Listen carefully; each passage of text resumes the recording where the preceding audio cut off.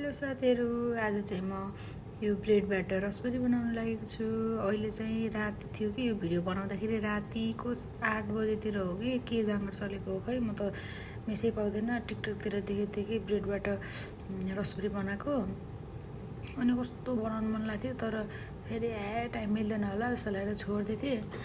अनि कामबाट फर्किँदाखेरि ब्रेड लिएर आएको थिएँ कि, अनि चियासँग खानालाई, अनि सम्झेँ फेरि, अनि ब्रेड रसबरी बनाऊँ कि भनेर सम्झेँ।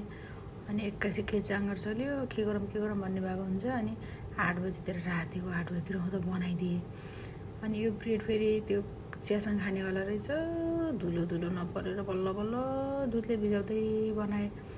त्यही पनि बन्न चाहिँ राम्रै बनेको थियो है साथीहरू। मेहनतको फल मिठो हुन्छ भन्छ नि, सायद त्यही नै होला कि। मैले हातले त यति मिचेको थिएँ नि, तर राम्रो चाहिँ राम्रो भएको थियो कि। त्यसैले हरेस खानु हुँदैन भन्छ नि, हो यो कुरा चाहिँ एकदम साँचो जस्तो लाग्छ मलाई। तर सुरुमा ब्रेड हेर्दा त यो त्यही फालिदिउँ जस्तै लागिरहेको थियो। मेहनतको फल मिठो हुन्छ, त्यसैले मेहनत गरेँ। दुधले भिजाउँदै भए पनि मेहनत गरेँ। त्यसपछि भयो मेरो चाहिँ आएर 2 चोटि गरेर गरेँ।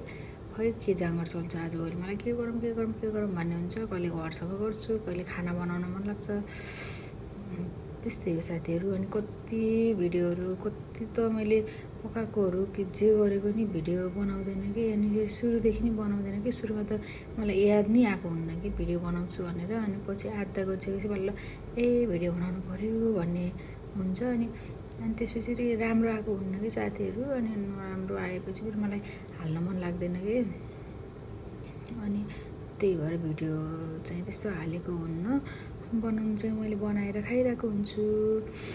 अनि त्यसपछि तेल पनि तताउन राखिसकेको थिएँ। अनि एउटा गरेर हालेँ, धेरै बनाएको थिएन। फर्स्ट टाइम हो, कस्तो हुन्छ ट्राईको लागि थोरै राखेको थिएँ।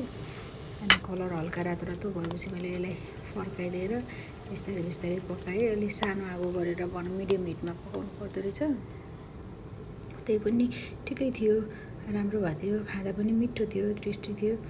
अनि यसरी मैले सबै बनाइसकेपछि 2 चोटिमा त भ्याइसकेको थिएँ, धेरै थिएन। 2 चोटिमा त बनाइसकेको थिएँ। अनि त्यसपछि त्यो पहिला खाएको व्हाइट रसबरी कि सेतो गुलाब जामुन भन्छ कि के भन्छ, हामीले त रसबरी नै भन्थ्यौँ, त्यसकै डिब्बामा हालिदिएँ कि। अनि यस्तो हेर्दाखेरि त बजारबाट किनेको जस्तो कति राम्रो भएको, अनि खाँदा पनि त्यस्तै मिठो कि साथीहरू।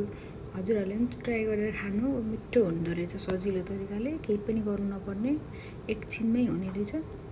खानु ल, बाई बाई।